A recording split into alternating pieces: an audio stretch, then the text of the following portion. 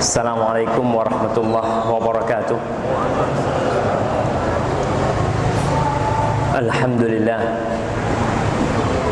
alladzi ballaghana ila hadhihi al-lailah lailatun mubarakah turja fiha lailatul qadar. Segala puji bagi Allah Jalla Jalaluh yang telah menyampaikan kita ke malam hari ini, malam yang penuh berkah, yang ada harapan malam itu menjadi malam Lailatul Qadar. Allahumma salli wa sallim ala al-mab'uthi rahmatan lil alamin wa ala alihi wa ashabihi ajma'in. Ya Allah, semoga salawatmu, salam berkah dan nikmatmu senantiasa kau curahkan untuk hamba kekasihmu, untuk baginda Nabi kita Muhammad alaihi salatu wassalam, dan untuk keluarga beliau, untuk orang-orang yang beliau cintai, untuk istri-istri beliau, untuk putra-putri beliau, dan untuk seluruh sahabat Nabi radhiyallahu ta'ala anhum ajma'in. Amma ba'd. Ma'asyiral muslimin rahimakumullah. Biasanya kuda pacu tatkala mendekati garis finish, dia semakin semangat untuk lari karena dia ingin mencapai itu garis finish. Ibnul Jauzi mengatakan, jangan sampai kuda pacu itu lebih pandai daripada kita. Kita ini telah mendekati garis finish. Tinggal hitungan beberapa hari lagi kita akan meninggalkan bulan Ramadan. Tidak bisa dipungkiri, bulan Ramadan adalah bulan ujian buat kita. Ada banyak hal yang kita tinggalkan di bulan Ramadan, dan ada banyak hal pula yang kita lakukan di bulan Ramadan. Tatkala pintu-pintu surga semua dibuka oleh Allah, tatkala pintu-pintu neraka semua ditutup oleh Allah Jalla Jalaluh, kita bisa hidup di masa yang begitu indah. Antum bayangkan kalau di selain bulan Ramadan, apa kiranya jam 8 malam antum masih ada di masjid sini? Ada. Rata-rata kita sudah di rumah. Dan ternyata di akhir-akhir Ramadan ini ada orang yang sampai subuh di masjid. Dia tidak pernah merasakan enaknya tidur di karpet Masjid Al-Huda kecuali bulan Ramadan. Kadang-kala di rumah nggak bisa tidur, di masjid Masya Allah imamnya lagi jadi imam tidur. Ini subhanallah. Kadang-kala kita melihat sebagian orang itu imamnya sudah Allahu Akbar berdiri, dia masih sujud. Kesirep katanya. Tapi subhanallah, itu indahnya bulan Ramadan. Kita mau melakukan dan kita tidak malu. Dia udah mau gimana? Bahkan ada yang sampai nyosop-nyosop. Kadang-kala kalau kita lihat di Masjidil Haram itu Masya Allah, ada orang yang sampai nyerutuk. Tahu nyerutuk ya, Mas? Ketika ruku, dia ruku karena kan bacaannya panjang-panjang sampai dia nabrak yang di depannya. Tapi ya tetap dia, ya beginilah kita mau ibadah sama Allah Subhanahu wa taala. Dan tidak lama lagi Allah mengatakan ayyaman ma'dudah, hanya hitungan hari yang terbatas, 29 atau 30 hari. Setelah itu selesai. Dan kita tidak akan ketemu, ya kebanyakan ya insya Allah nggak akan ketemu Masjid Al-Huda tengah malam masih banyak orang, kecuali di akhir-akhir Ramadan.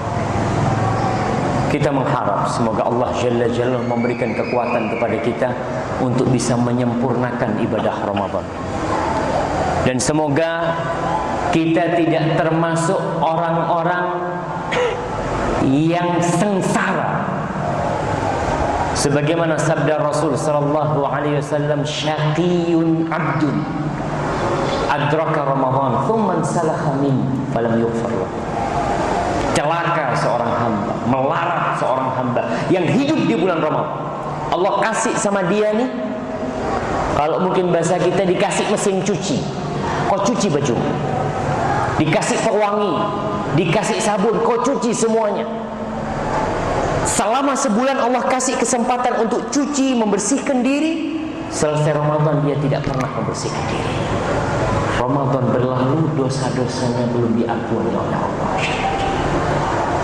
Bahkan di akhir-akhir Ramadan ini kita melihat warung semakin berani membuka.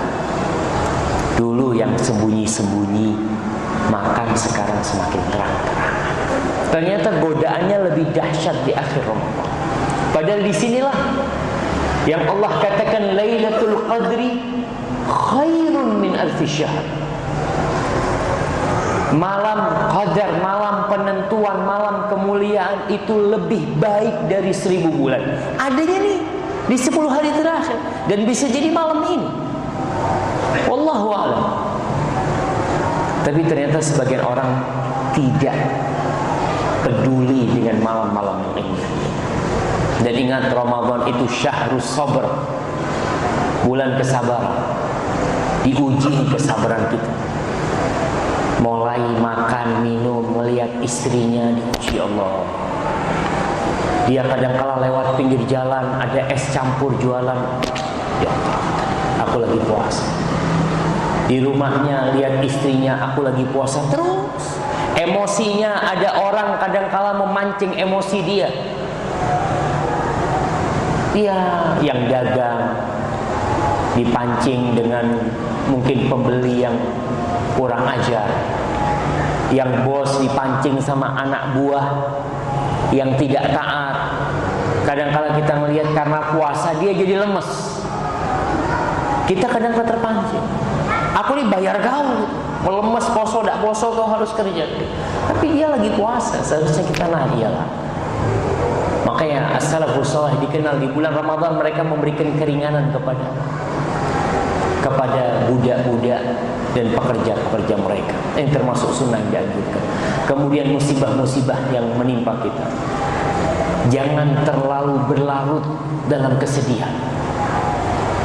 Ketika hari ini Anda melihat, subhanallah, ada motor tertabrak mobil, tapi alhamdulillah Anda bersyukur kepada Allah, yang rusak cuma motor. Tapi itu motor bannya masuk ke bannya mobil, jadi dikelindes semua. Ketika ini subhanallah, qadarullah wa masya'afah. Orang itu tidak mungkin sengaja mau nabrak. Antum pikir ada yang sengaja nabrak? Ya mungkin orang-orang nggak waras. Tapi ketika musibah itu terjadi sama kita, apa yang harus kita lakukan? Apa kita mengatakan kepada pemilik mobil itu, ente nggak ngeliat? Ente gimana? Gimana nih motoran? Ya udah katakan qadarullah wa masya'afah. Nggak perlu kita kan andai kata ini, andai kata. Subhanallah. Andai kata kau nggak dilahirkan, ini nggak terjadi. Iya. Ya udah kita dilahirkan memang untuk ujian itu. Nggak perlu andai kata, udah. Dihadapin apa yang terjadi. Katakan qadarullah wa masya'afah. Dan Allah berfirman, "Wa man yu'min billah yahdi qalbah." Barang siapa yang beriman kepada Allah, kalau itu musibah dari Allah, tenang hidupnya, apapun yang terjadi. Dan ini bulan kesabaran. Makanya kalau antum ditantang atau macam-macam, antum katakan ini shaim, aku lagi puasa. Yang halal aku tinggalkan, yang halal aku tinggalkan. Istriku aku nggak sentuh, padahal dia halal. Apalagi yang nggak boleh. Ma'asyil ikhwah rahimakumullah, beberapa hari lagi kita akan memasuki bulan Syawal, Idul Fitr. Saya dapat tugas untuk menyampaikan tentang mungkin fiqhu Idul Fitr, tentang bagaimana seharusnya seorang muslim menghadapi Idul Fitr. Kita tiap tahun mendapati lebaran, mendapati hari raya. Tapi semoga tahun ini berbeda lebaran kita. Sebagaimana malam 27 kita berbeda dengan tahun lalu. Mungkin sebagian tahun lalu belum iktikaf. Tahun lalu mungkin dia nggak tidur di masjid. Tahun lalu mungkin dia nggak ikut kajian. Tapi tahun ini ada sesuatu nilai plus buat diri dia. Dan seharusnya seorang muslim tiap tahun itu naik derajatnya. Sebagaimana hafalan Qur'annya, umpamanya tahun lalu, tahun lalu nggak hafal satu wal asri. Tahun ini alhamdulillah, nambah surat wal asri. Masya Allah. Seperti itu seorang muslim. Tahun lalu belum tahu tuh doanya Lailatul Qadar. Alhamdulillah tahun ini belajar. Nabi itu ngajarin Allahumma innaka afuwun tuhibbul afwa fa'fu anni. Jadi ada tambahan. Jangan cuma yang ingin tambahan fulusnya. Orang biasanya Ramadan ini juga ngitung fulus. Untuk zakat kadang-kala dia hitung fulusnya. Tahun lalu zakatnya 5 juta. Tahun ini 2,5 juta. Berarti duitnya turun kan? Dia nggak mau. Dia kepinginnya tahun ini kalau bisa zakat 10 juta. Kalau tahun lalu 5 juta, kepingin tahun ini jadi 10 juta. Itu dalam urusan dunia. Masa dalam urusan agama kita nggak ingin tambah? Maka Idul Fitri kita harapannya menjadi lebaran yang berbeda dengan tahun lalu. Lebaran yang kita melaksanakannya karena kita sudah tahu ilmunya, bukan hanya ikut-ikutan. Baik. Id. Apa sih artinya Id dan apa artinya Al-Fitr? Id itu dari asal kata bahasa Arab ada ya'udu, yang artinya kembali. Fitr itu dari fatara yuftiru atau aftara yuftiru, yang artinya berbuka. Jadi Idul Fitri artinya kembali berbuka. Banyak yang menerjemahkan Idul Fitri kembali suci. Wallahu a'lam. Apakah mereka mendapatkan arti itu karena memang fitrah manusia itu adalah tauhid, sehingga orang kembali fitrah, tapi sebenarnya bahasanya tidak membantu kalau dari sisi Idul Fitri itu kembali berbuka. Rasulullah SAW mengatakan wal fitru yauma yuftirun nas. Idul Fitri itu adalah hari ketika orang pada berbuka. Makanya disebut zakatnya zakatul fitri. Antum nggak akan mendapatkan hadis Rasul SAW yang sepanjang yang ana tahu yang menyebut zakat fitrah, nggak ada. Di semua hadis Rasul SAW sebutannya zakatul fitri. Tapi di buku-buku fikih disebutnya kadang-kala ada yang menyebutnya zakat fitrah. Baik. Semua agama itu memiliki hari yang berulang tiap tahun. Di hari itu mereka merayakan sesuatu yang berbeda. Dan ada istilah di Indonesia ini lebaran. Kalau di Arab antum kemana-mana ya istilahnya Idul Fitri, tapi di Indonesia istilahnya lebaran. Ada istilahnya telasan. Apanya yang telas? Posone sing telas. Iya. Kemudian apa lagi istilahnya di sini? Hah? Rioyo. Nah, rioyo. Karena raya itu sesuatu yang besar, makanya disebut jagat raya umpamanya. Tapi raya itu sebenarnya dari asal kata bahasa Arab, dari asal kata roya. Jadi di Mekah itu ada namanya Masjid Roya. Masjid Roya itu tempat Rasul SAW menancapkan benderanya di situ. Dikenal masjid itu masjid bendera. Kita kadang-kala kalau masjid besar disebut masjid raya. Kemudian jalannya jalan raya. Ya wallahu alam, penyerapan bahasa ini dari mana Anda nggak tahu. Tapi itu istilah di Indonesia. Setiap agama punya Id. Tadi kita sebutkan. Kita mau lihat agama apa saja, baik itu sebagai acara kekufuran mereka, menunjukkan umpamanya ada Idul Christmas. Iya, itu kalau lihat bahasa Arab itu Idul Christmas ya. Christmas itu. Ada Id Ra'sis Sana, Id tahun baru. Itu termasuk Id. Id itu artinya sesuatu yang berulang, terus berulang. Dan agama Islam, Rasul sallallahu alaihi wasallam mengatakan, inna likulli qaumin idan wa hadza iduna. Beliau sallallahu alaihi wasallam mengatakan semua kaum itu memiliki hari yang berulang itu. Mau disebut lebaran, hari raya atau apa. Wa hadza iduna, dan inilah id kita. Artinya umat Islam itu beda, nggak sama yang lainnya. Anas bin Malik cerita, qala qadima Rasulullah sallallahu alaihi wasallam al-Madinah wa lahum yawmani yal'abuna fihima. Anas bin Malik cerita, ketika Rasul sallallahu alaihi wasallam hijrah dan sampai ke kota Madinah, di kota Madinah itu orang-orang Madinah memiliki 2 hari pesta yang mereka bermain di sana, mereka hiburan di sana 2 hari dalam setahun.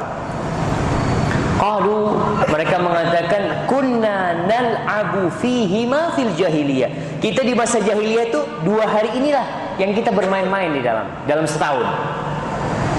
Faqala Rasulullah sallallahu alaihi wasallam, innallaha qad abdalakum bihima khairun minhuma yaumal adha wa yaumal fitri. Rawahu Abu Dawud. Rasul sallallahu alaihi wasallam mengatakan, sesungguhnya Allah telah menggantikan buat kalian. Lihat nih, tradisi orang-orang jahiliyah diganti dengan tradisi Islam. Ada tradisi-tradisi yang dibiarkan sama Rasul SAW, maka boleh kita mengamalkannya. Tapi tradisi-tradisi yang sudah diganti karena bertentangan dengan Islam, jadi tinggalin. Tidak ada istilah ini kan budaya, ini kan tradisi nenek moyang kita. Oke, kalau itu bertentangan dengan agama kita, subhanallah, mana yang lebih kita cintai? Agama kita, Allah Jalla Jalaluhu dan Rasulnya, atau tradisi kita? Kalau itu bertentangan, Rasul sallallahu alaihi wasallam mengatakan, telah Allah gantikan buat kalian 2 hari yang lebih baik dari 2 hari kalian itu. Yang pertama Idul Adha, yang pertama Yaumal Adha, yang kedua Yaumal Fitri, hari ketika berbuka. Dan kebahagiaan umat Islam itu berkaitan dengan ibadah. Sama, ketika Idul Adha, di situ ada 10 hari. Yang kata Rasulullah sallallahu alaihi wasallam, "Ma min ayyamin al-amalu salihu fihinna ahabbu ila Allah min hadhihi al-ayyam." Tidak ada hari-hari yang lebih Allah cintai beramal ibadah di dalamnya lebih dari 10 hari ini. Tanggal 1 Dzulhijjah sampai tanggal 10 tuh. Kemudian di penghujungnya ada Idul Adha. Orang-orang ketika itu melaksanakan ibadah haji, mereka wukuf di Arafah. Selesai melaksanakan ibadah wukuf, Allah kasih mereka hari untuk istirahat, hari untuk bersenang-senang. Itu Idul Adha. Kita pun seperti ini. Allah yang menciptakan kita tahu bahwa jiwa manusia itu butuh hiburan. Butuh hiburan. Nggak bisa dipaksakan beribadah terus, berlebih-lebihan akhirnya beribadah itu. Orang kalau beribadah terus, kadang-kala jatuhnya dia meninggalkan itu ibadah karena merasa berat banget ya. Ada lebaran, ada idul, ada idnya, ada hari liburnya, kita paling tidak berpuasa. Bahkan di antara hukum Yaumul Id, haram berpuasa. Bayangkan, puasa ini termasuk ibadah yang sangat mulia. Bahkan Rasul sallallahu alaihi wasallam mengatakan, man shoma yauman fi sabilillah ba'adahu Allahu minal jahimi 70 sana. Atau kama qala Rasul sallallahu alaihi wasallam. Barang siapa yang berpuasa sehari di jalan Allah, Allah jauhkan wajahnya dari api neraka sepanjang 70 tahun. Tapi pas lebaran haram berpuasa. Ini hukum. Kalau kita bicara hukum, beginilah Allah membikinnya supaya orang itu tahu ini kita hiburan nih hari ini. Hari istirahat dari sebulan penuh kita sudah beribadah kepada Allah Subhanahu wa taala. Apa saja hukum-hukum yang berkaitan dengan Idul Fitri? Banyak sekali adab dan hukum-hukumnya. Kita akan berusaha satu persatu akan kita bahas secara ringkas, tidak secara detail. Karena malam ini malam 27 dan seharusnya kita menghabiskan untuk banyak-banyak berdoa, baca Quran, dan mudah-mudahan kajian ini tidak merusak iktikaf antum ya. Kadang-kala ada orang yang merasa terganggu. Memang betul. Di Masjidil Haram itu, karena masjidnya luas, kajian itu ada di satu tempat. Sehingga orang-orang yang mau datang kajian, ya datang. Yang mau sholat, sholat. Yang mau ngaji sendiri, ngaji sendiri. Tapi cuma karena masjidnya seperti ini ya, antum harus dengar semua. Mudah-mudahan bermanfaat buat kita semua. Yang pertama berkaitan dengan Idul Fitri adalah zakatul fitr. Ini penting, jangan sampai kita lupa. Zakatul fitr ini diwajibkan kepada semua orang, yang tua, yang muda, yang anak-anak. Kemudian yang laki, yang perempuan, yang budak dan yang merdeka. Berdasarkan hadis Rasul sallallahu alaihi wasallam diriwayatkan Imam Bukhari dan Muslim dari Ibnu Umar radhiyallahu taala. Jadi semuanya wajib. Tapi kalau itu anak kecil, maka paling tidak orang tuanya yang membayarkan. Tapi anak kalau sudah mampu punya usaha, ya udah dia keluarin sendiri umpamanya. Dia ngomong sama abahnya, "Bah, ana alhamdulillah udah punya rezeki, ana mau beli sendiri." Dia keluar. Dan siapa saja yang wajib mengeluarkan zakatul fitr? Kalau kita membaca pembahasan para ulama berdasarkan hadis-hadis Rasul sallallahu alaihi wasallam, yang diwajibkan itu seorang muslim yang memiliki makanan sehari semalam pas Id. Jadi nggak harus kaya. Ingat, zakat fitri ini nggak harus kaya. Ini berkaitan dengan puasa kita. Rasulullah sallallahu alaihi wasallam, Abdullah bin Umar radhiyallahu taala dan hadis Abdullah bin Abbas radhiyallahu taala anhuma menjelaskan bahwa farada Rasulullah sallallahu alaihi wasallam zakatul fitri tuhratan lis-shaimi minal lagwi war rafath wa tu'matan lil masakin. Hikmah zakat fitr itu adalah untuk membersihkan orang yang puasa itu dari omongan-omongan yang enggak benar. Mungkin ketika puasa dia marah, keluar emosi dia, mencela, mencerca. Maka tuh zakat fitri itu seperti sujud sahwi kata sebagian ulama. Kita kalau lagi sholat ada yang lupa, sujud sahwi. Puasa ada sesuatu yang ketinggalan, ya zakatul fitr. Wa tu'matan lil masakin, dan untuk memberi makan orang-orang yang miskin. Maka orang yang punya kelebihan makanan pada hari itu 24 jam dia bisa makan, maka dia wajib mengeluarkan zakat. Karena Nabi mengatakan, para sahabat menjelaskan faradha, artinya wajib agar mereka mengeluarkan. Kita umpamanya awalnya miskin, awalnya ini nggak punya, besok yang mau dimakan apa nggak tahu. Ya, maka kalau kita bicara hal ini, kita akan melihat bagaimana kehidupan para sahabat dulu. Sebagian itu nggak makan memang, nggak punya makanan dulu. Rasulullah SAW sering kali beliau puasa sunnah.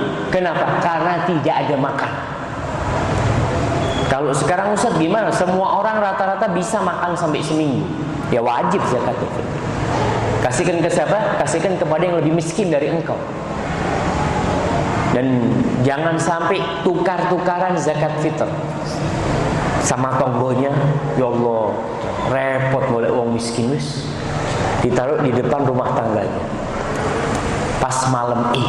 Karena sunnahnya itu malam Id atau sebelum berangkat sholat diperbolehkan memajukan sehari atau 2 hari. Besok paginya kita dapat zakat fitri tetangga kita di depan pintu kita. Jadi tukar-tukar nggak benar ya. Karena tu'matan lil masakin, untuk orang-orang miskin. Berangkat cari tuh orang miskin. Dan alhamdulillah masih banyak orang miskin. Cuma memang zaman sekarang ini dengan adanya klaster-klaster orang kaya, perumahan-perumahan orang kaya, akhirnya kita nggak pernah melihat orang miskin. Seakan-akan tiap hari yang kita lihat rumah yang lebih kaya dari kita. Ya memang karena model kehidupan sudah materi semuanya.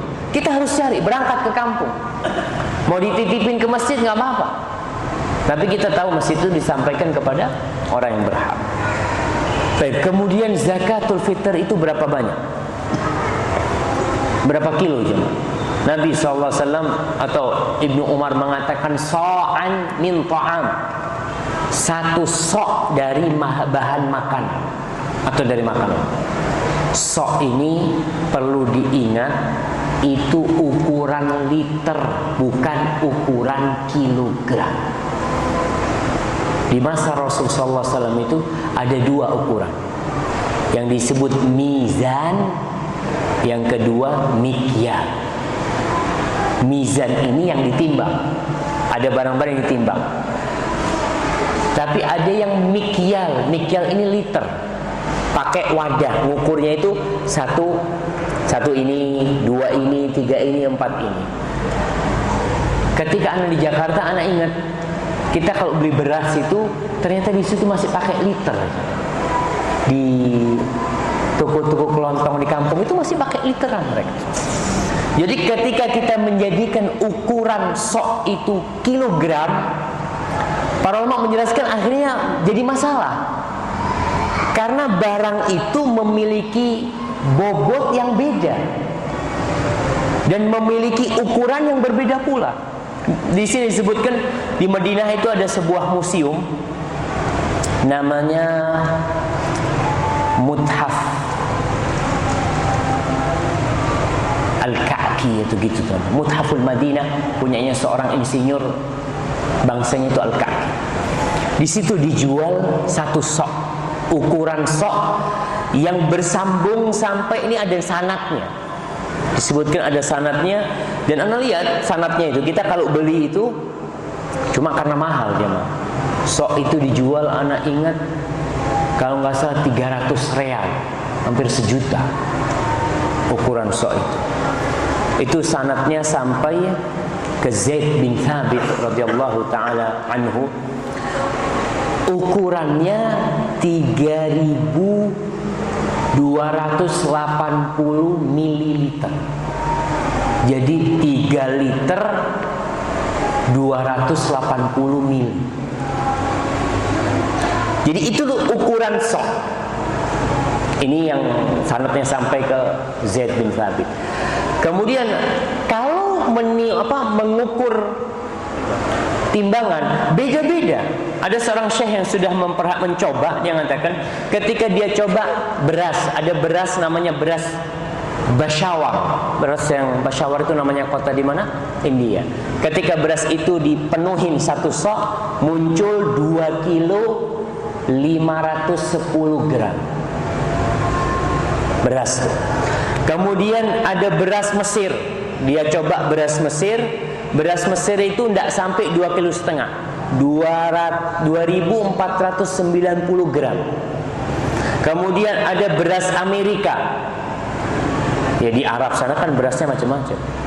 Beras Amerika itu 2.730 gram. 2 kilo 730 gram. Terus ada nasi merah, beras merah. Beras merah itu cuma 2 kilo 220. Beras merah itu lebih ringan. Antum lihat? Lebih ringan. Antum kalau beli beras merah lebih ringan. Jadi akhirnya jumlahnya lebih sedikit kalau dihitung kilo. Kemudian disebutkan kalau kurma, ada kurma kholas. Jenis kurma kholas itu, kurma kholas ini yang tidak kering, yang masih basah. Itu ketika dimasukkan ke situ muncul 1920 gram. nggak sampai 2 kilo. Karena tadi ukurannya ini ukuran liter, sedangkan barang-barang yang ditimbang itu beda-beda. Makanya mungkin jagung sama beras beda ketika ditimbang. Di ukuran liter itu. Maka usahakan paling tidak sekarang kalau nggak salah MUI sudah mulai merevisi juga ukuran zakatul fitr itu, karena memang lebih baik kalau di sini dibikin umpamanya ukuran liter yang berapa tadi? 3 liter 280 mililiter bikin. Jadi beras mungkin ada beras yang bagus sama beras yang jelek, mungkin beda-beda nanti timbangannya munculnya, karena ada yang bobotnya berbeda. Wallahu a'lam bishawab. Maka berusaha kita, jamaah kita berbicara minimal ya. Kita bicara minimal. Tapi kalau antum mau mengeluarkan 5 kilo, tafadhol. Umpamanya antum punya beras 1 kintal, nih zakat fitri anak, taruh depannya sama orang. Boleh. Boleh. Yang tidak boleh itu kurang. Jadi antum jangan takut, Ustaz, anak ini takut lebih, Ustaz. Nggak apa-apa kalau lebih. Yang perlu takut itu kurang. Jadi paling tidak kalau beras antum tadi udah disebutkan 2,5 kilo lebih lah. Kalau kepingin beras ya 3 kilo lebih aman. Itu yang pertama, berkaitan dengan ibadah kita supaya sempurna. Amalan kedua, masalah takbir. Selesai Ramadan, Allah berfirman, "Walitukmilul iddata walitukabbirullaha 'ala ma hadakum wa la'allakum tashkurun." Agar kalian menyempurnakan hitungan Ramadan. Ingat, Ramadannya belum selesai. Sampai kapan? Sampai munculnya hilal Syawal. Maka kalau ada orang yang berhenti puasa sekarang, wis cukup, aku wis 26 dino aku puasa, alhamdulillah. Iya, tapi belum mari sih. Sempurnakan bilangannya. Allah kasih kau 330 hari tidak usah puasa. Tidak usah. Nih cuma sebulan puasa. Walitukabbirullaha 'ala ma hadakum. Agar kalian mengagungkan Allah atas hidayah yang Allah berikan kepada kalian. Kita nih bisa menyelesaikan Ramadan, siapa yang kita puji? Allah. Siapa yang kita syukur? Allah. Ya Allah, alhamdulillah ya Allah, anak punya sahib cuma 15 hari puasa. Anak punya sahib kayak gini. Tetangga anak alhamdulillah. Maka di sinilah muncul syukur seorang hamba kepada Allah. Kita ini bisa datang ke masjid, bisa menyelesaikan karena Allah Subhanahu wa taala. Kapan waktu mulainya takbiran? Ini ada 2 pendapat ulama. Kalau kita lihat pendapat Al-Imam Syafi'i dan pendapat sebagian Hanabila, bahwasanya mulai takbir itu ketika tenggelam matahari Ramadan dan munculnya hilal Syawal. Ini pendapat yang pertama dan ini disebutkan oleh Al-Imam Syafi'i dalam kitabnya Al-Um. Beliau mengatakan,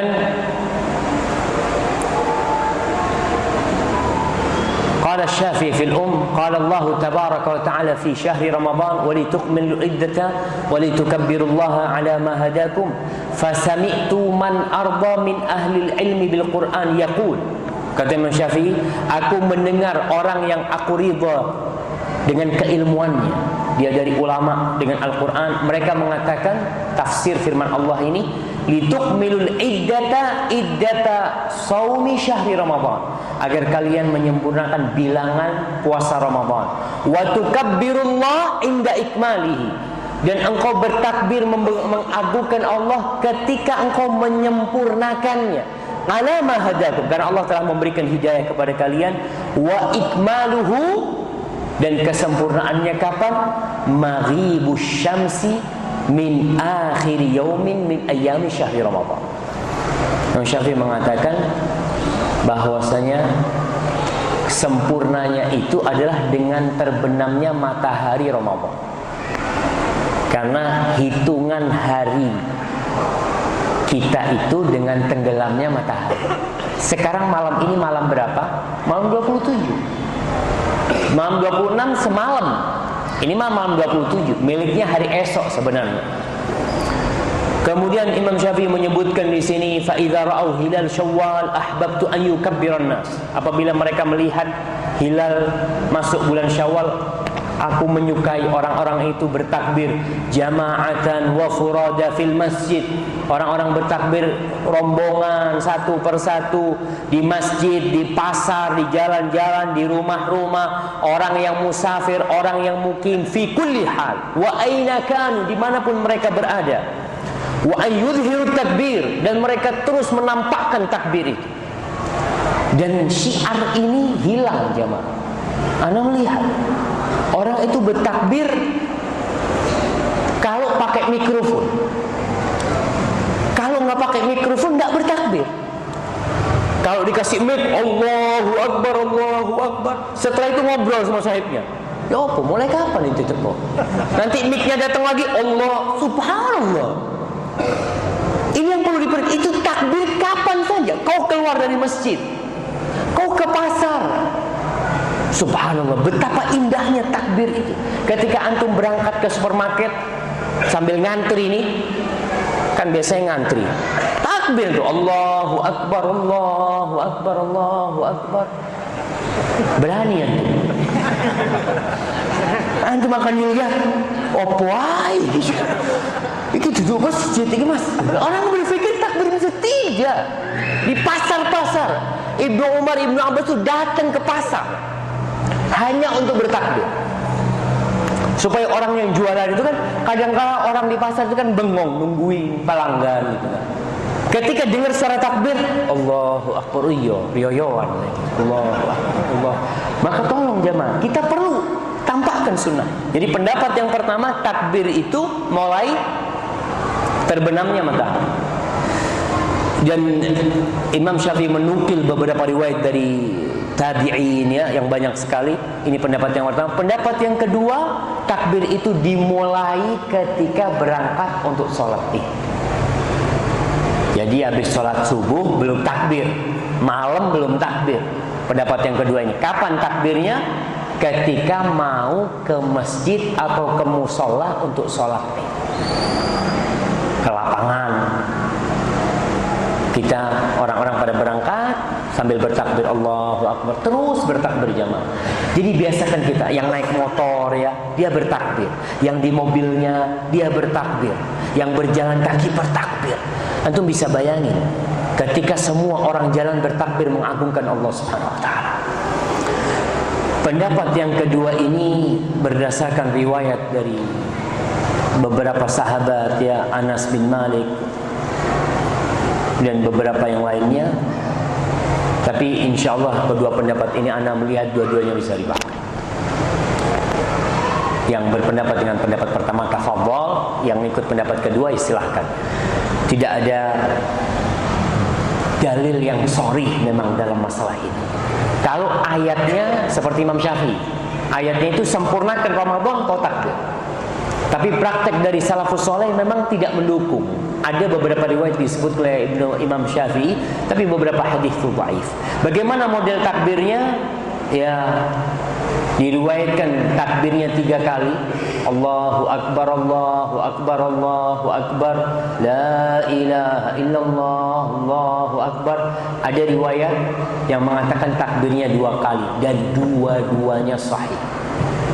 Ini dari riwayat yang ditulis oleh Musannaf Abdul Razzaq, Musannaf Ibn Abi Syaibah, dari hadis Ibnu Mas'ud radhiyallahu taala anhu. Kemudian Al-Muhawili meriwayatkan dari Ibnu Mas'ud bahwa takbirnya dia itu Allahu Akbar kabira, Allahu Akbar kabira, Allahu Akbar wa ajal, Allahu Akbar walillahil hamd. Enggak masalah. Jadi memang tidak ada sirah yang harus seperti itu. Bebaslah, kita pokoknya mengagungkan Allah Subhanahu wa taala pada hari itu. Kemudian udah nih takbir, kita mau berangkat ke masjid. Tadi udah dibicarakan, atau ke lapangan untuk sholat. Gak boleh puasa. Maka dianjurkan makan sebelum sholat. Sebagai bukti kita nih tidak poso, tidak ada puasa. Benar-benar kita nggak puasa. Karena Rasulullah sallallahu alaihi wasallam, kata Anas bin Malik, la yaghdu yaumal fitri hatta ya'kula tamara. Rasul sallallahu alaihi wasallam, beliau tidak berangkat ke musalla tempat sholat Id sampai beliau makan beberapa butir kurma. Maka jamaah ingat kurma. Ustaz, iya kan pada waktu itu yang ada kurma, tapi ini sunnah. Maka usahakan antum makannya kurma. Ketika antum makan kurma, siapa yang antum ingat? Rasulullah SAW. Kok mangan kurma?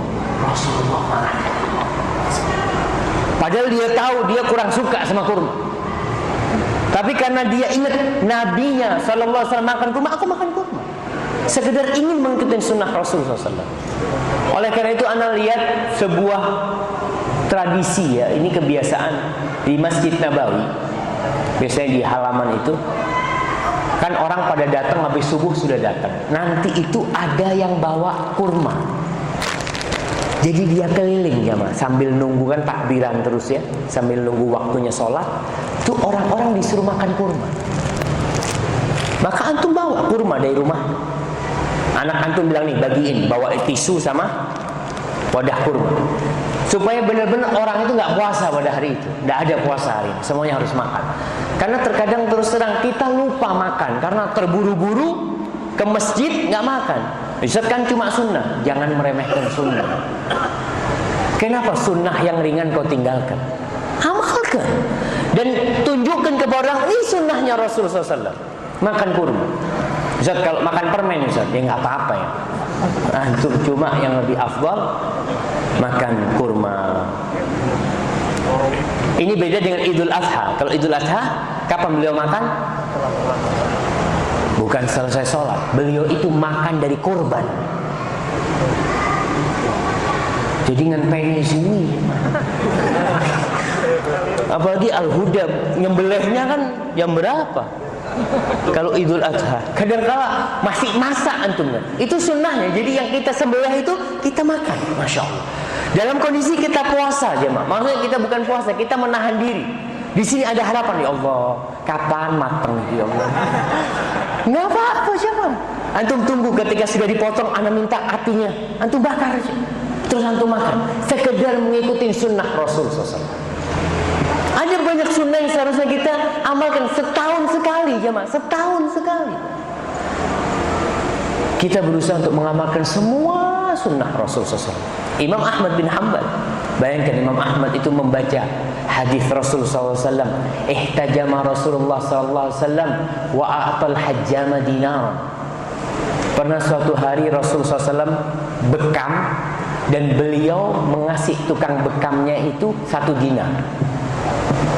Berapa 1 dinarnya? 4 seperempat gram, 4 gram emas, 4 seperempat, 4,25, 2 juta. Imam Ahmad tuh ngumpulin duit sampai punya 1 dinar, dipanggil tukang bekam. Setelah dibekam dia cuma mau ngasih.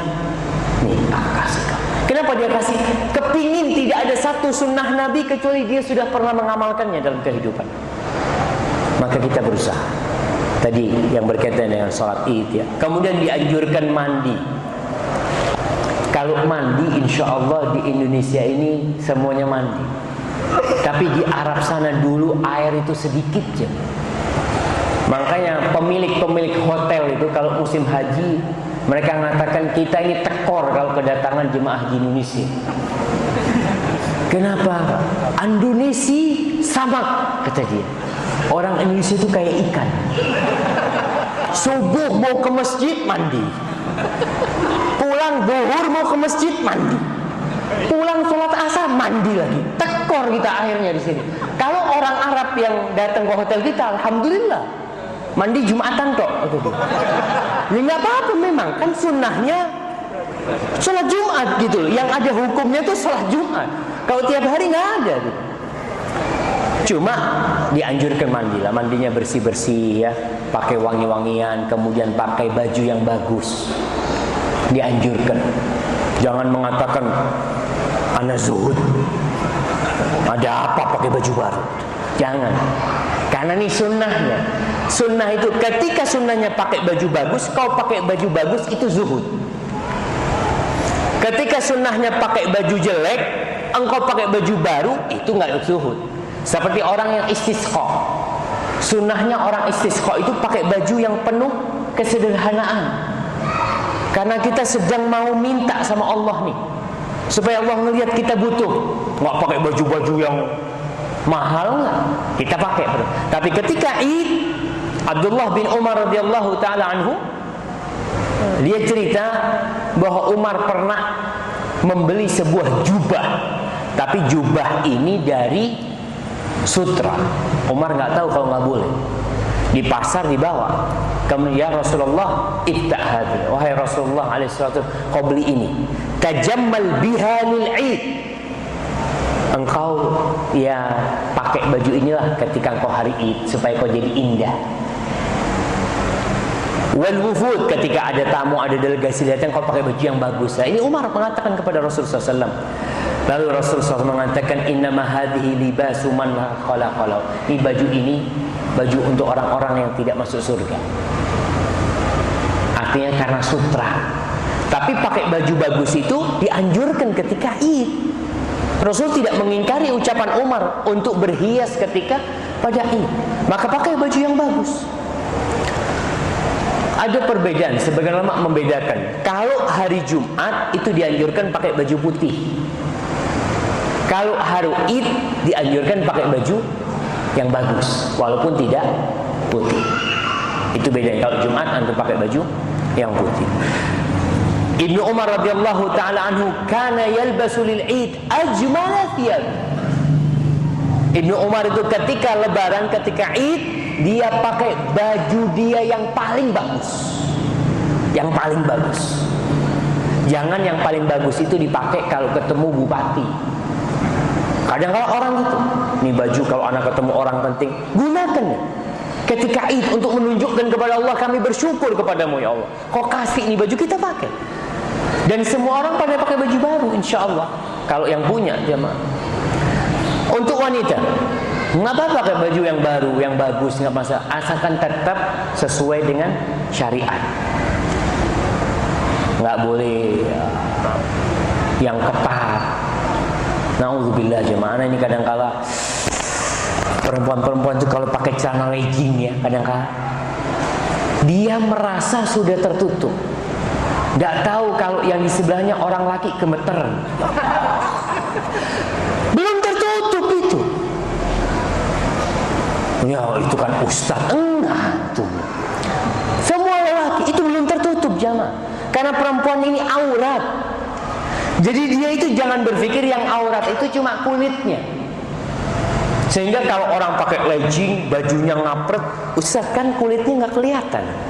Iya kulitnya nggak kelihatan, tapi lekak-lekuk tubuhnya kelihatan. Jangan sampai. Kemudian pakai wangi-wangian, boleh perempuan pakai wangi-wangian asalkan tidak tercium orang laki. Nah, boleh jemaah, ada wangi-wangian. Jadi di Arab itu ada wangi-wangian untuk perempuan yang diletakkan di lehernya biasanya. Jadi orang laki itu nggak akan kedengaran, nggak akan kecium ya. Tapi kalau dia sesama perempuan karena berdekatan ya, mau satu soft dia gitu, itu kadang-kala tercium. Atau kalau lagi pelukan baru tercium. Tapi kalau jalan nggak tercium. Yang ada perempuan ini dijual. Antum lihat parfum-parfum itu, perempuan yang dijual. Disuruh pakai parfum, pakai wangian, yang akhirnya lelaki-lelaki itu lengket kayak perangku. Kadang kalau iklannya itu perempuannya lewat, yang lakinya pada lihat. Na'udzubillah min dzalik. Hati-hati. Rasulullah sallallahu alaihi wasallam mengatakan ayyuma imra'atin ista'tarat famarrat ala qaumin liyajidu rihaha fahiya zaniyah. Perempuan mana saja kata Rasulullah, yang dia pakai parfum, kemudian dia melewatin kelompok lelaki sehingga lelaki itu mencium aromanya, maka perempuan ini pezina kata Rasulullah. Maka hati-hati, nggak gampang ya. Kita masa dikelarin perzina mau. Hati-hati, suami-suami jagain istrinya. Katakan kepada istrinya, "Dek, kau kalau mau pakai minyak wangi, sak botol nggak apa-apa, di oma." Nah, kalau mau pakai nggak apa-apa, tapi kalau keluar jangan. Karena terus terang, aromanya itu mengundang lelaki. Kadangkala orang laki ini lewat, sopo sing liwat? Karena tercium baunya, ini baunya perempuan nih. Beda parfumnya laki sama perempuan, beda. Seperti itu, maka tolong diperhatikan. Jadi perempuan pakai deodoran, mamanya apa, nggak masalah. Yang penting dia itu tidak bau. Dia pakai baju yang bagus sesuai dengan syariat, yang tidak membuat orang melihat dia, memandangin dia. Kemudian ingat, bersolek itu buat suaminya, jangan bersolek buat tukang beca. Tolong diperhatikan hal itu. Nah, kemudian disunnahkan berjalan kaki kalau dekat, karena Rasulullah SAW jalan kaki. Di sini disebutkan oleh Ali bin Abi Thalib, minas sunnah an takhruja ilal 'id masyian wa an ta'kula syai'an qabla an takhruj, rawahu Tirmidzi. Ali mengatakan radhiyallahu ta'ala, termasuk dari sunnah engkau berangkat ke tempat sholat itu jalan kaki dan engkau makan sebelum berangkat. Ini ucapan Ali bin Abi Thalib. Maka usahakanlah. Kemudian pulangnya dianjurkan berjalan dari jalan yang berbeda. Antum lihat sholatnya Rasul sallallahu alaihi wasallam itu di lapangan, bukan di tempat yang biasa, sehingga jalannya itu bisa berbeda. Lewatnya umpamanya kan lapangan, nggak tuh di sini ada lapangan, di sebelah kiri sana ada gor kan, umpamanya di sini jalannya lewat sini, pulangnya muter atau lewat gang-gang, itu termasuk sunnah. Adapun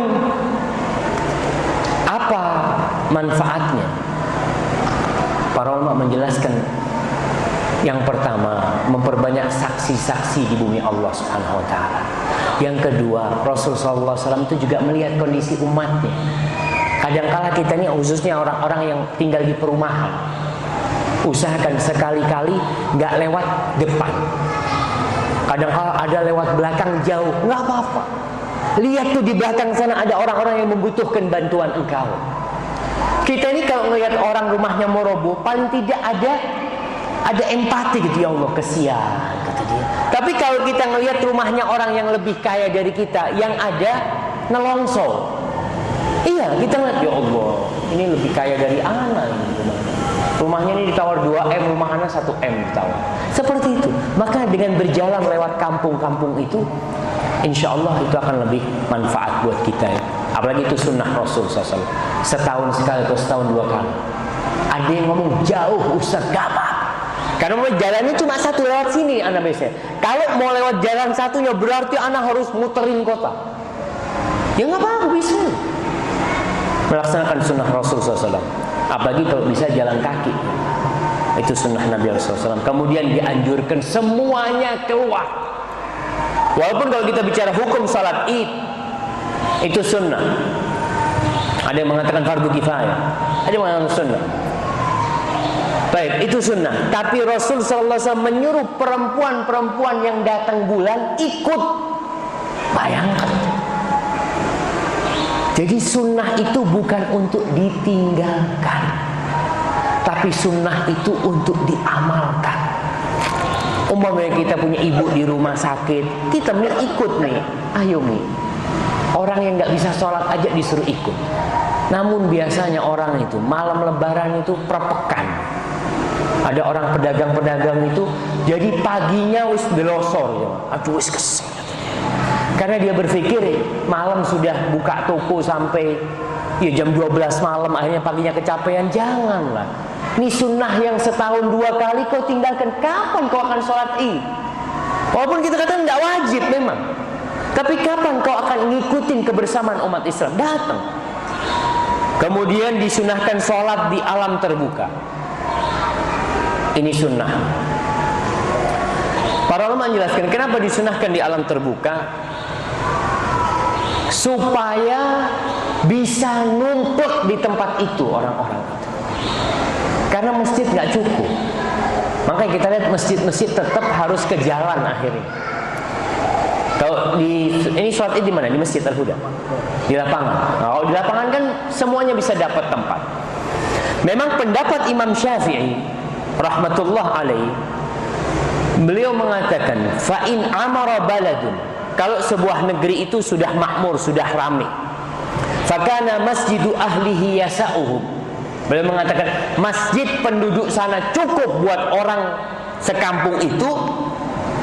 Fil ayat lam ara annahum yakhrujun minhu. Kata Imam Syafi'i, pendapatku kalau masjidnya itu cukup buat mereka, ya udah nggak apa-apa mereka sholat di sana. Tapi terbukti masjidnya nggak ada yang cukup. Mesti kalau sholat id antum lihat ke jalan-jalan. Antum coba pikirkan, kenapa kok ada yang di dalam masjid, sebagian kok harus di jalan? Ahsan semuanya di jalan udah. Dibikin lapangan jadi semuanya cukup. Jadi pendapat Imam Syafi'i ini yang mengatakan sholat di masjid itu nggak apa-apa, beliau mengatakan yasa'uhu, masjidnya itu cukup untuk orang sekampung sana. Wa in kharaju fala ba'as. Kata maksudnya kalau mereka keluar nggak apa-apa. Maksudnya masjidnya ditinggalin, mereka kembali ke lapangan. Imam Syafi'i berpendapat nggak apa-apa.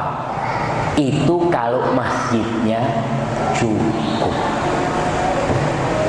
Makanya ada yang mengatakan sholat id di masjid itu bid'ah. Ada berpendapat seperti itu. Karena apa dia mengatakan? Sampai kalau kita ikut pendapat Imam Syafi'i sama. Karena Imam Syafi'i mengatakan kalau masjidnya cukup. Dan terbukti nggak cukup masjidnya, dipaksakan. Kemudian jamaah, anjuran sholat id ini di setiap kampung itu satu tempat, tidak pisah-pisah. Antum bisa bayangin kalau satu tempat umpamanya cukup untuk 10.000 orang. Satu tempat, ketika mereka semua bertakbir, Allahu Akbar, 10.000 orang bertakbir. Anda mau tanya, di Lumajang ini tempat paling luas berapa? Tampung berapa orang? Salat id.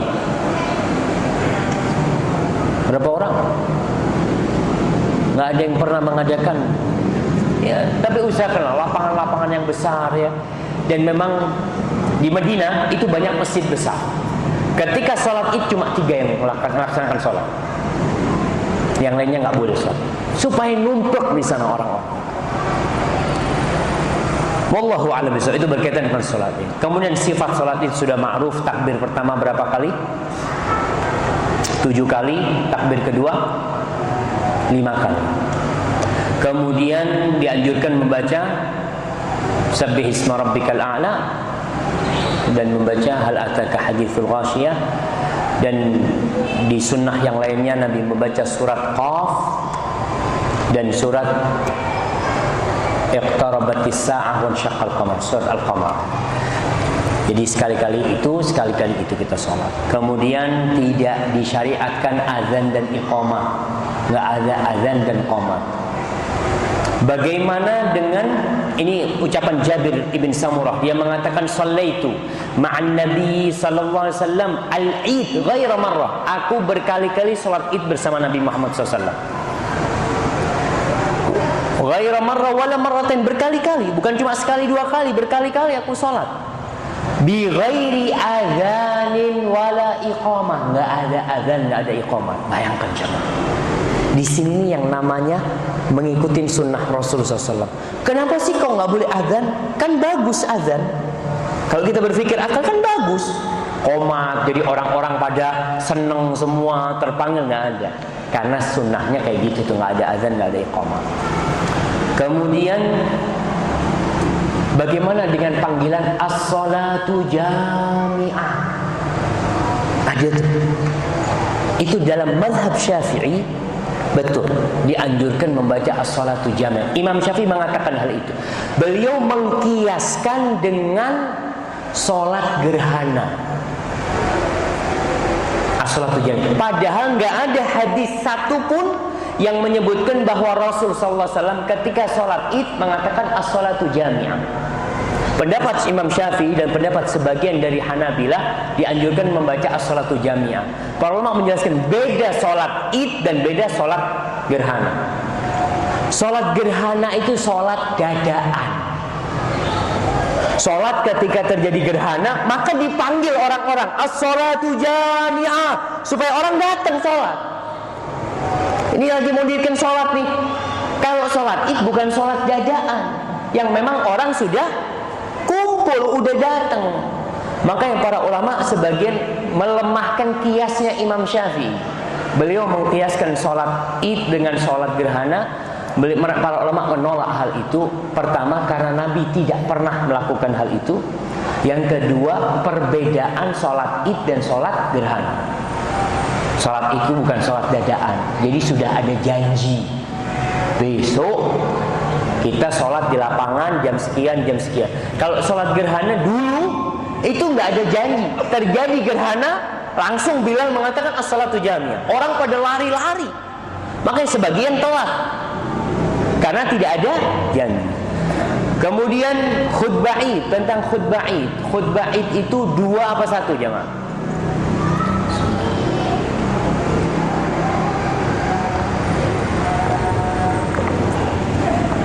Ini ada khilaf di antara para ulama. Jumhur ulama berpendapat khutbah id itu seperti khutbah Jumat. Itu jumhur ulama. Sebagian ulama mengatakan tidak. Karena Rasulullah SAW pertama tidak pernah duduk ketika sholat id. Pertama nggak ada mimbar, nggak ada duduk. Rasulullah SAW ketika khutbah id, ingat khutbahnya setelah sholat. Ketika beliau khutbah id, habis khutbah di depan lelaki, beliau berjalan ke tempatnya perempuan-perempuan, menceramai perempuan. Maka nggak dua kali khutbahnya Rasulullah SAW, kecuali dianggap itu khutbah pertama beliau, khutbah keduanya ketika berangkat ke perempuan. Jadi masalah ini masalah khilafiyah yang ya kita harus berlapang dada menerimanya. Kalau umpamanya pas yang khutbah itu cuma sekali khutbahnya, ya nggak apa-apa. Seperti itulah Rasulullah SAW. Kalau dia ternyata khutbahnya dua kali, ya kita menerima hal itu. Kemudian dianjurkan duduk menyimak khutbah, nggak wajib. Dalam artian ada orang yang habis sholat dia harus pulang karena ada sesuatu, ya pulang nggak apa-apa. Beda sama Jumat. Kalau Jumat wajib kita dengarkan. Oleh karena itu khutbah itu setelah sholat. Kalau khutbah Jumat sebelum sholat. Bagaimana dengan yang masbuk? Ketinggalan. Kadangkala sampai musola, sampai lapangan sudah at-tahiyat. Gimana jemaah? Ya sudah, dia setelah imamnya salam, dia sholat 2 rakaat dengan 7 takbir dan 5 takbir, dia melaksanakan sholat. Kemudian ini kita semakin Masya Allah, selesai sholat id pulang, dianjurkan memberikan kelonggaran kepada keluarganya. Makanya kadang-kadang bertanya, Ustaz, boleh nggak id itu bagi-bagi fulus? Boleh, nggak masalah. Kita memberikan kelonggaran kepada keluarga kita. Kita mau potong kambing, kita makan yang lebih enak, seperti yang diadakan di tempat kita biasanya keluarga kumpul ya. Di situ itu tidak ada masalah, karena Rasulullah SAW memang menjadikan Idul Fitri dan Idul Adha itu sebagai tempat hiburan. Abu Bakar As-Siddiq radhiyallahu taala anhu pernah masuk ke tempatnya Nabi alaihi salatu wasallam. Ternyata di tempat Nabi itu ada 2 bocah kecil lagi pukul rebana sambil nyanyi. Abu Bakar marah. Dan 2 orangnya bukan penyanyi, sekedar menghibur diri mereka dan menghibur Rasulullah SAW. Abu Bakar mengatakan, amazmuru syaitan fi baiti Rasulillah sallallahu alaihi wasallam. Apakah ada suara-suara syaitan, seruling syaitan di rumahnya Nabi alaihi salatu wasallam? Wa dzalika fi yaumil Id. Kata Aisyah, itu waktu lebaran, pada waktu Id. Faqala Rasulullah SAW, ya Abu Bakar da'huma, biarkan keduanya. Inna likulli qaumin idan wa hadha iduna. Semua orang itu punya masa-masa hiburan, masa-masa id, senang-senang, dan ini id kita. Maka nggak masalah pakai rebana, tidak pakai alat-alat musik yang lainnya, karena itu yang dilakukan pada masa itu. Jangan mengatakan, Ustaz, dulu kan nggak ada alat musik lainnya. Banyak alat musik pada waktu itu. Fir'aun itu, antum tahu tari Mesir itu mulai zamannya, ada Fir'aun mulai zaman dulu. Itu sudah ada, dan alat-alat musik, gitar, apa macam-macam itu ada, dan yang diperbolehkan hanya pakai rebana. Ma'asyiral muslimin rahimakumullah, sekarang gimana? Sekarang bisa kita nyetel kaset. Kan ada kaset nasyid-nasyid yang pakai rebana, setel. Jangan lebaran antum di rumahnya setel ngaji. Hal ataka haditsul ghasyiyah. Rioyowan, Mas. Nah betul, harus dibedakan lebaran sama tidak. Berkaitan dengan rebana-rebana yang umumnya ada orang yang melakukan rebana laki atau perempuan, ada khilaf di antara ulama. Anda melihat laki perempuan nggak ada masalah, dan itu mazhab jumhur ulama mengatakan dalam Id dan dalam waktu pernikahan, walaupun yang menyanyikan itu laki atau gadis-gadis kecil ya, anak-anak kecil nggak apa-apa, asalkan tidak terfitnah kita dengan suaranya. Maka itu diperhatikan. Kemudian mengucapkan selamat habis puasa nih, boleh nggak kita mengucapkan salam? Boleh.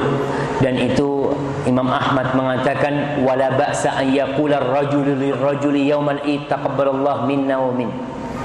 Nggak apa-apa kata Imam Ahmad, pada hari raya Id itu seorang mengucapkan selamat dengan mengatakan taqabbalallahu minna wa minkum, atau ucapan selamat apa saja. Boleh nggak kita mengatakan minal aidin wal faizin? Jemaah, apa artinya minal aidin wal faizin? Fadhal jemaah, bismillah. Mana yang mau jawab? Apa artinya minal aidin wal faizin? Mohon maaf lahir dan batin. Itu yang terjadi, dan ini termasuk kalau bahasa kasarnya itu penyesatan publik. Karena itu bukan artinya. Cari di kamus apa saja. Min itu artinya dari. Ini doa dia, minal aidin. Aidin itu dari ada yaudu aidan, orang yang kembali. Doanya semoga engkau termasuk orang-orang yang kembali. Itu kembali kepada Allah. Wal faizin, dan orang-orang yang sukses yang diterima amalannya. Kembali kepada Allah dari dosa-dosa menjadi orang yang bertobat kepada Allah dan diterima amalannya sehingga menjadi orang-orang yang sukses. Faizin itu dari asal kata fauzan. Faiz. Jadi bukan mohon maaf lahir dan batin. Ini yang perlu diperhatikan. Mosok Ustaz, loh ya silahkan dicari. Kita nggak apa-apa. Maksudnya kalau memang ternyata anak salah, ini ditegur nanti. Oh, Ustaz ini nggak ngerti bahasa Arab ternyata dia. Dari dulu itu artinya mohon maaf lahir dan batin. Itu bukan artinya jamaah. Maka ada di Indonesia istilah halal bihalal. Ana baca sejarah halal bihalal. Ternyata yang pertama bikin halal bihalal itu siapa? Bung Karno bersama Kiai Hasbullah, Abdul Wahab Hasbullah. Jadi yang Anda baca tulisan, wallahu a'lam, tulisan dari beberapa artikel disebutkan Bung Karno itu pada tahun 48 kira-kira. Pada tahun 48 itu carut marut politik itu begitu kacau. Ribut antara politisi. Akhirnya mikir, ngomong Bung Karno sama Kiai Abdul Wahab Hasbullah ini, kira-kira apa solusinya nih kata dia. Ya udahlah, nanti dikumpulin habis puasaan. Ini kan momen penting. Lagi puasaan nanti dikumpulin di Istana Raja. Kita bikin acara silaturahim. Maka dikatakan kalau silaturahim kan biasa kata dia. Ya udah, kita bikin acara halal bihalal. Itu ucapan Kiai Abdul Wahab Hasbullah. Karena dalam bahasa Arab nggak akan ketemu antum di kamus-kamus halal bihalal. Nggak ada. Itu halal bihalal bahasa Arab Indonesia. Iya, memang disebut itu Indonesia yang pertama menemukan. Antum mau ke Mesir nggak ada halal bihalal. Antum mau ke Maroko, mau kemana nggak ada halal bihalal. Maka itu tujuannya pada waktu itu untuk menjembatani yang ribut-ribut ini, politisi-politisi. Ini katanya disebutkan di situ. Yang jadi masalah ini akhirnya dijadikan sunnah. Sehingga orang kalau nggak halal bihalal kayaknya nggak sah idnya. Bahwa itu tidak halal bihalal gitu. Seakan-akan itu termasuk dari rangkaian Idul Fitri. Enggak ada hubungannya sama Idul Fitri. Dan jelas-jelas ketika ngadekan itu sekedar untuk menjalin politisi-politisi supaya berbaikan aja momen itu. Tapi kemudian dijadikan ritual yang selanjutnya. Kalau kita sekedar mengadakan acara kumpul-kumpul nggak apa-apa. Kemudian Ustaz, apa nggak boleh kita minta maaf pas Lebaran? Boleh, minta maaf itu sepanjang tahun ya. Antum mau minta maaf tapi jangan nunggu Idul Fitri. Kadang-kadang orang duit dosa dek koncone. Ente dari jalur sepuro, engkau eslik liyoyoan. Subhanallah. Akhirnya ini yang jadi salah kaprah. Dia berpikir waktu minta maaf itu kapan? Riyoyoan. Tidak. Kapan kita punya cara minta maaf langsung sama orang. Perkara kita baru ketemu dia lebaran, ya nggak masalah. Kadang kan kita punya sohib ini nggak pernah ketemu. Kita tahu dulu kita sering godain dia tuh. Pas ketemu riyoyoan, sepurone ya. Nggak masalah kita minta maaf. Tapi ingat, tidak dijadikan ritual yang harus seperti itu. Sehingga nanti antum akan lihat sebelum Id atau setelah Id itu akan banyak ucapan minta maaf. Kenal tidak kenal. Antum lihat kalau yang namanya broadcast itu kan disebarkan kepada mungkin 1000 orang, ente yang kenal berapa? Nggak tahu, mungkin cuma 5. Sehingga dijadikan itu ritual kalau Idul Fitri minta maaf. Sebenarnya minta maaf Idul Fitri nggak apa-apa. Ingat sekali lagi, kita minta maaf tuh kapan saja, tafadhol. Mau pas lebaran, momennya kita ketemu kumpul keluarga. Kadang-kala kumpul di situ, kita tahu nih kita ada masalah sama kakak kita di Jakarta, kakak kita di Lumajang. Pas ketemu, ya nggak masalah, itu menjadi momen untuk memperbaiki diri, nggak masalah. Tapi tidak dijadikan sebuah ritual. Kalau minta maaf itu makanya kadang-kala anak kalau salaman sama orang, Pak, taqabbalallahu minna wa minkum minal aidin wal faizin. Apa jawabannya? Lahir batin, Mas. Iya, dia minta maaf. Kita nggak kenal sama ente gitu loh. Ini kan saling mendoakan, maksudnya sama-sama anak atau ente muslim, anak muslim, ente puasa, anak puasa, insyaallah ya saling mendoakan semoga puasanya ente diterima dan semoga puasa ente diterima. Taqabbalallahu minna wa minkum. Ini sekedar meluruskan. Ingat, bukan berarti minta maaf di lebaran itu nggak boleh. Minta maaf itu kapan saja. Kalau momen lebaran memang momen kita ketemu sama fulan, akhirnya kita bisa minta maaf. Tapi jangan menjadikan itu sebuah momen minta maaf. Baik, yang terakhir, masalah salam-salaman. Nggak masalah salaman itu.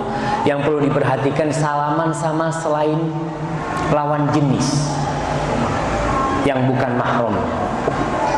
Masya Allah orang itu. Ya, kembali karena keterbatasan ilmu kita. Rasulullah SAW Nabi.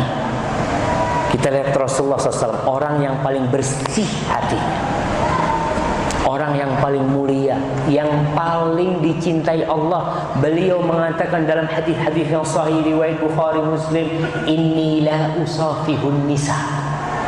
Aku tidak bersalaman dengan wanita. Nabi. Kalau Nabi aja nggak salaman, ada sebagian ulama yang mengatakan, ya Nabi aja mungkin nggak mau salaman. Bukan berarti nggak boleh gitu. Subhanallah. Kalau Nabi nggak salaman, kau mau nyontoh siapa? Siapa yang akan kita contoh? Nabi aja nggak salaman. Dalam kondisi butuh salaman jemaah. Baiat, yang namanya baiat itu perjanjian itu, semua yang laki itu salaman. Ketika dia berbaiat dengan Rasul, semuanya bersalaman dengan Rasul SAW. Ketika pas waktunya perempuan, Nabi mengatakan inilah usafunis, aku nggak salaman sama perempuan. Beliau membaiat wanita dengan ucapannya. Kita pun ketika itu sama. Umpamanya kita ketemu sama orang-orang yang bukan mahram kita, kita katakan taqabbalallahu minna wa minkum. Umpamanya kita ketemu sama sepupu kita, kata dia, Mas kok sombong gak belum salaman? Bukan Mas, bukan Mbak, saya menghormati engkau. Engkau punya suami, masa saya pegang istrinya orang? Kita menghormati aja.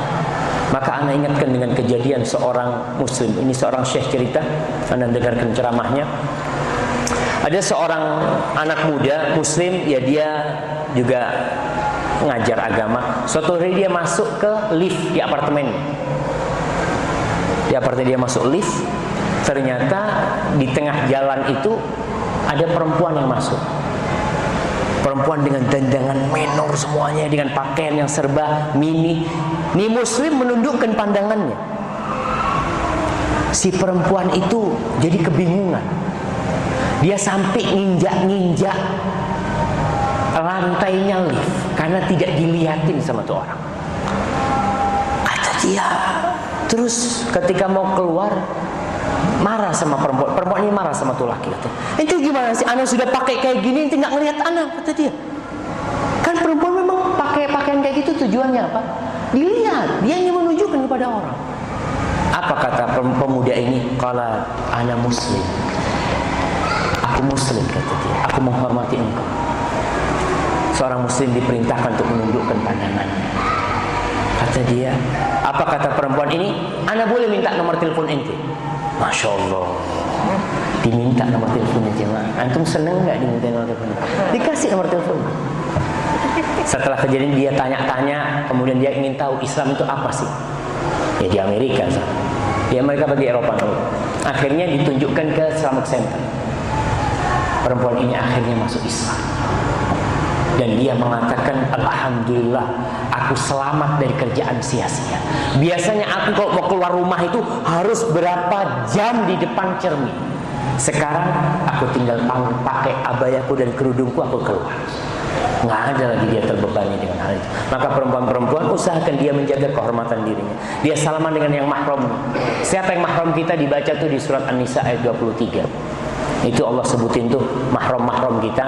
Maka itu nggak masalah, yang bukan mahramnya udahlah, jangan salaman. Nabi aja nggak salaman. Jangan mengatakan, Ustaz, ana salaman dalam kondisi hati ana penuh keimanan, bersih, tidak ada. Jangan. Soalnya ana kalau nggak salaman malah ana merasa sombong, Ustaz. Nah, itu penyakit ya. Kita obatin aja.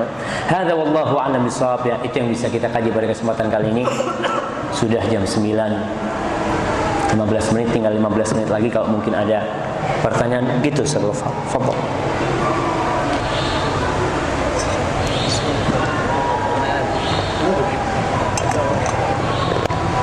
Kebiasaan keluarga saya itu kalau akhir puasa, akhir bulan Ramadan, salam-salaman setelah sholat subuh. Jadi besoknya hari raya, sekarang juga salam-salaman. Setelah selesai sholat subuh, salam-salaman, itu muter semuanya, tapi lagi lama lagi. Mana ada? Itu kalau dijadikan ritual. Ya, ini ada pertanyaan dari Ustaz Ghaffar berkaitan dengan ada acara di Al-Huda ini kalau habis sholat subuh akhir Ramadan pas hari rayanya, bukan? Paginya sholat Id. Iya, berarti pas lebarannya. Iya, pas tanggal 1 Syawal itu diadakan acara salaman-salaman setelah subuh. Ya kalau sekali-kali kita mau salaman, ketemu sama teman nggak masalah. Tapi yang ditakutkan dijadikan ritual. Artinya dijadikan sunnah. Kalau nggak ngamal itu seakan-akan dosa gitu. Itu yang terjadi. Momennya kita tahun ini nggak ono salam-salaman. Wis melo aliran opo sekofa. Itu kan akhirnya kita menganggap selama ini itu sunnah yang seharusnya diamalkan. Akhirnya kita membuat sebuah ibadah baru. Tapi kalau kita sekali-kali mau salaman, jamaah, ini saat durungi pisah salaman lah. Soalnya anak takut tidak ketemu lagi sama antum nih. Umpamanya seperti itu, kita membuat, ya nggak ada masalah. Umpamanya kita kepingin orangnya banyak nih ya, salamannya ya apa ini? Takut nanti nggak semuanya salaman. Ada satu berdiri, itu sekedar teknisnya aja sebenarnya. Satu berdiri di situ, yang lainnya muter umpamanya. Tapi kalau dijadikan ritual nantinya, itu yang berbahaya. Apalagi sudah dijadwalkan setiap tanggal 1 Syawal. Jadi ada waktu tertentunya habis subuh. Umpamanya mungkin tahun ini habis sholat Isya. Makanya salaman ini sebelum pulang. Jadi tidak membuat sebuah sunnah yang kemudian tiap tahun diamalkan. Nanti anak kita akan berpikir itu sunnah gitu loh. Yang ditakutkan Allahu a'lam bishawab. Itu yang Anda ketahui. Kalau mungkin yang berpendapat lainnya, wallahu a'lam, Anda nggak tahu. Nah, baik. Yang pertama, Kok yang pertama? Satu aja pertanyaan. bergerak dengan Ayo. dikatakan sunnahnya saat mau berangkat Idul Fitri atau paling cepat 1 atau 2 hari. Sementara bagi teman-teman yang mungkin iktikaf, mereka berpikir tidak berpikir lagi sampai 2 hari kan mereka sampai 1 Syawal mungkin mereka berzakat fitrahnya itu sebelum berangkat mau Iktikaf. apakah dibolehkan itu bagi individual? Bagaimana dulu kita pernah jadi emas. Ketika di remaja masjid itu, takmir itu mengatakan bagian zakat fitrah ini 1 minggu sebelumnya. Yang biasanya ada warga itu ngasih zakat fitrah uang, akhirnya dia masjid memberikan beras, namun dibagi 1 minggu sebelum hari H. Iya. Atau bahkan mungkin pernah ada teman-teman kita ini pihak masjid ada yang sampai setelah Idul Fitri. Nah, bagaimana keabsahan zakat fitri itu dan pahalanya apa yang dapat itu? Iya. Subhanallah, barakallahu fikum ya. Pertanyaan yang menarik sekali ya. Karena ini yang kita alami semua dan kita temui di masjid-masjid kita sebenarnya masalah zakatul fitr ini karena urusannya dengan kesempurnaan puasa kita. Maka kita harus hati-hati. Kalau kita lihat Rasul Sallallahu Alaihi Wasallam dan para sahabatnya, mereka mengeluarkannya sebelum sholat. Sebelum sholat Id. Jadi kalau tadi orang yang umpamanya iktikaf itu nggak ada yang sampai 1 Syawal. Dalam artian dia malam Id dia sudah pulang. Malam Id sudah pulang, berarti dia masih ada kesempatan untuk zakatul fitr. Dia lakukan. Dan yang paling sempurna itu memang sebelum sholat. Para ulama menjelaskan itu yang paling sempurna. Tapi kalau nggak mungkin ya sehari atau 2 hari sebelumnya. Sebagian membolehkan 3 hari. Sampai mulai malam 27 ini, sebagian membolehkan kita sudah mengeluarkan zakatul fitr. Jadi pendapat yang rajih tetap sehari, 2 hari atau 3 hari paling cepat mengeluarkan zakatul fitr. Tapi memang kalau kita membaca madhab Syafi'i, kita ini bicara madhab Syafi'i. Di fikih Syafi'i itu Imam Syafi'i mengatakan yujzi. Yujzi itu artinya sah kalau dikeluarkan di bulan Ramadan. Kapan? Pokoknya di bulan Ramadan. Sah, tapi tidak sempurna. Kalau kita bicara sekedar sah umpamanya jamaah, antum sholat baca Al-Fatihah aja, sah apa enggak sah? Sah. Umpamanya sholat tarawih nih 11 rakaat, imamnya cuma Al-Fatihah wala bolin amin ruku. Sah apa enggak sah? Sah. Tapi kan kita ingin yang sempurna. Yang sempurna ternyata memang Rasulullah SAW itu menganjurkan sebelum sholat atau malam Id. Yang ada asar dari salafus soleh, dari para sahabat Nabi itu 2 hari atau sehari sebelum Id. Adapun Imam Syafi'i, beliau berpendapat karena zakatul fitr ini berkaitan dengan puasa, maka di bulan puasa itu boleh dikeluarkan. Itu pendapat beliau. Tapi nanti pendapat yang lebih rajih itu pendapat yang harus sehari atau 2 hari sebelum Id. Kemudian ini pertanyaannya banyak sebenarnya tadi. Yang kedua berkaitan dengan yang titip. Titip itu nggak apa-apa sebenarnya, tapi tetap pelaksanaannya sehari atau 2 hari sebelum Id. Umpamanya kita titip ada bagian yang menyalurkan zakatul fitr, ya sudah. Tapi anak anjurkan jamaahnya, kalau bisa antum lah kan. Kenapa? Karena kalau antum titipin ke Masjid Al-Huda ini, belum tentu yang di kampung antum dapat. Mungkin Masjid Al-Huda tidak menyalurkan sampai ke kampungnya antum. Kalau antum jauh umpamanya. Tapi kalau umpamanya rumahnya yang sekitar Al-Huda ini supaya rata. Karena kadang-kala ada 1 orang yang dapat 1 kintal, ada 1 orang dapat cuma 3 kilo. Tapi dengan dikoordinir itu demi untuk meratakan nggak ada masalah sebenarnya. Tapi kalau antum sendiri yang mengantarkan atau antum titip ke tetangga antum, dia tahu tuh di sana tuh ada yang miskin tuh, antum kasih itu nggak ada masalah sebenarnya. Tapi tetap sehari atau 2 hari. Kalau setelah sholat Id, maka itu sedekah biasa, nggak jadi tuhratan lisaim. Zakatnya tidak akan menjadi penyuci untuk puasanya, nggak ada. Maka dia belum melaksanakan zakatul fitr dan tidak akan pernah melaksanakan zakatul fitr. Kapan? Kecuali tahun depan ketika dia puasa. Namun orang yang ketiduran, umpamanya dia ketiduran, ana mau mengeluarkan zakat ini kapan? Besoklah habis subuh. Bangun jam 10 siang. Masya Allah, zakatnya sudah siap di bawah, di sebelah tempat tidurnya. Bagaimana dia keluarkan? Karena dia dalam kondisi ketiduran. Itu berkaitan dengan zakatul fitr. Ya, sangat penting ya, jangan diremehkan zakatul fitr. Usahakan kita itu tadi, sunnahnya itu mencapai yang paling sempurna. Seperti orang kalau tahallul itu, kalau Kalau kita baca pendapat ulama, berapa helai dari sini, berapa helai dari sini, berapa helai dari sini sah. Tapi yang sempurna digondol. Masa kita bayar-bayar mahal kemudian kita tidak mencapai kesempurnaannya? Dan kita bisa melakukan hal itu jemaah. Kecuali antum nggak bisa. Umumnya Ustaz nggak bisa Ustaz. Ana kalau mengeluarkannya pas malam Id. Kenapa?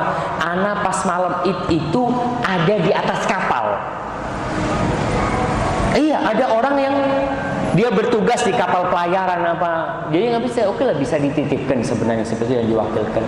Hadza wallahu a'lam bishawab. Nah, Satu kali lagi. Ada sebuah masjid atau salah masjid, salah satu masjid. Ya. Ada salah satu masjid, ada amin. Dia zakat itu pengeluaran zakatnya sebelum ada, namun setelah dikumpulkan di situ pembagian itu setelah ada. Ya. jadi ngumpulinnya sebelum hari raya. Tapi penyalurannya Itu setelah sholat hari raya, karena dianggap supaya waktunya mungkin salah. Ini yang zakat itu sudah sah apa bagaimana? Atau yang nah, iya. Ya, ini masalah besar ya.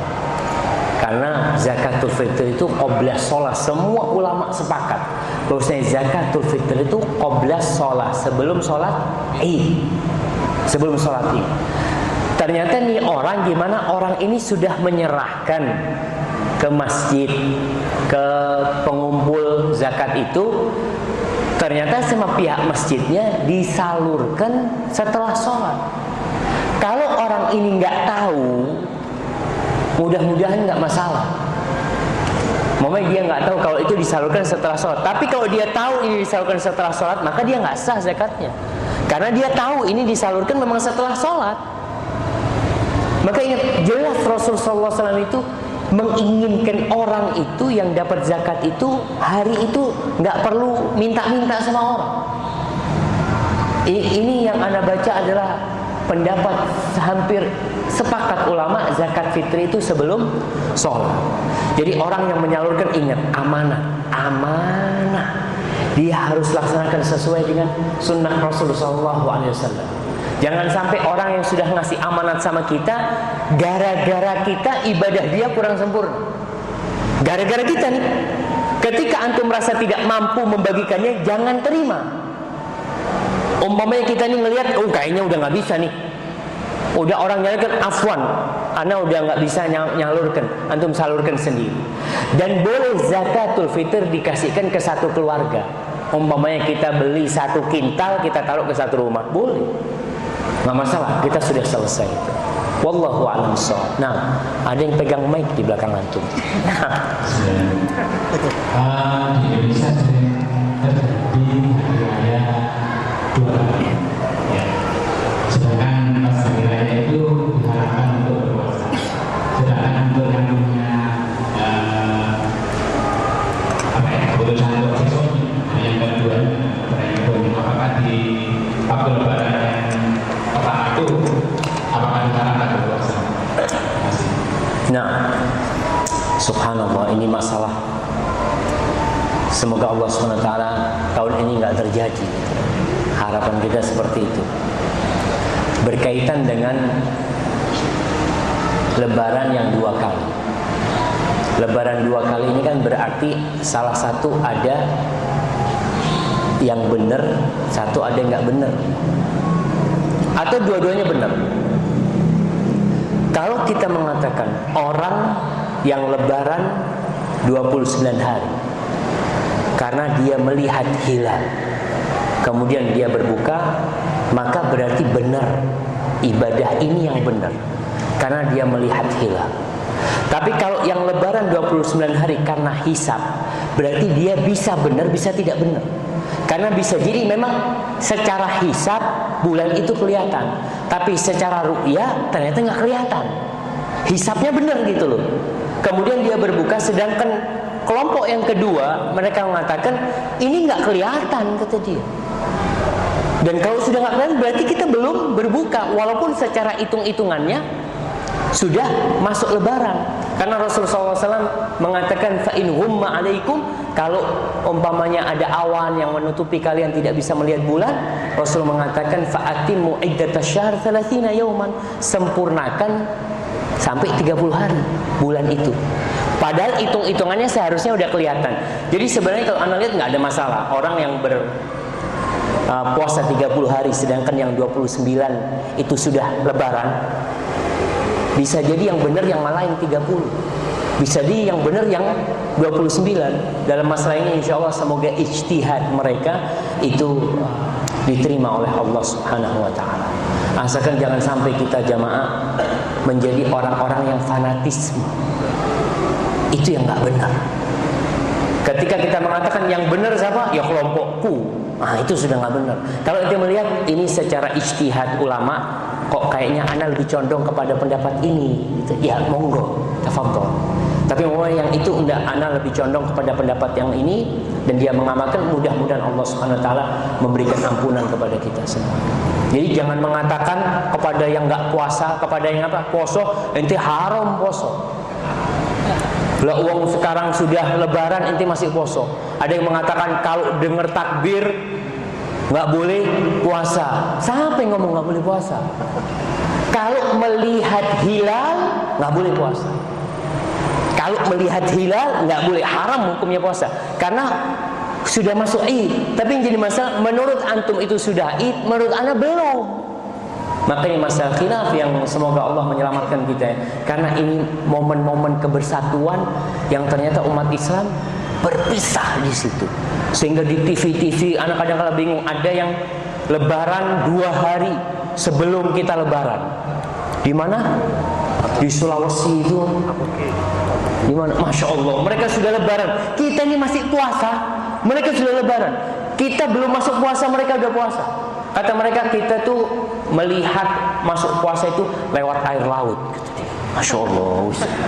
Ya wallahu a'lam. Semoga umat Islam semakin dewasa. Nah, Masya Allah. Barakallahu fikum. Ini pertanyaan terakhir jemaah mungkin ya. Baik, ini yang terakhir.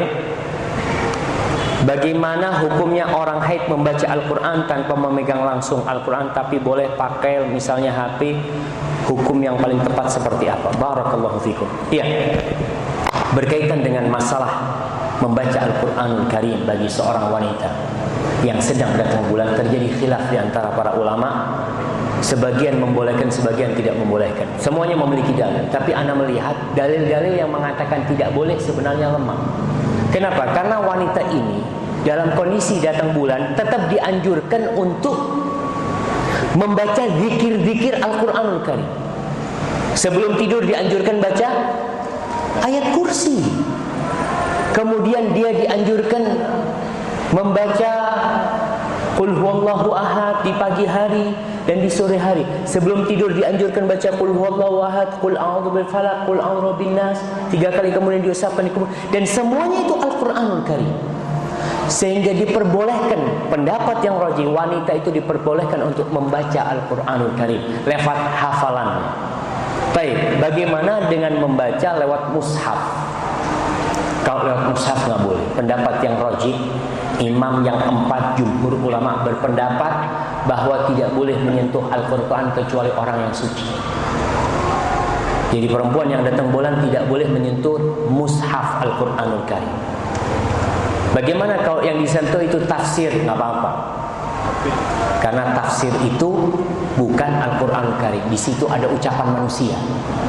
Tafsir itu kan ada artinya. Artinya itu bukan firman Allah. Yang firman Allah itu yang bahasa Arabnya. Kemudian bagaimana dengan yang membaca dari HP? Insya Allah nggak masalah, karena itu bukan mushaf. HP ini bisa, boleh nggak kita masuk kamar mandi dengan HP? Padahal kita tahu di dalamnya itu ada aplikasi Al-Quranul Karim, ada aplikasi doa-doa, nggak apa-apa. Tapi nggak boleh kita masuk kamar mandi dalam kondisi aplikasinya terbuka, nggak boleh. Jadi insya Allah di antara pendapat-pendapat ulama, wanita itu tetap dianjurkan untuk berzikir, membaca Al-Quran Karim. Apalagi wanita-wanita yang punya hafalan Quran.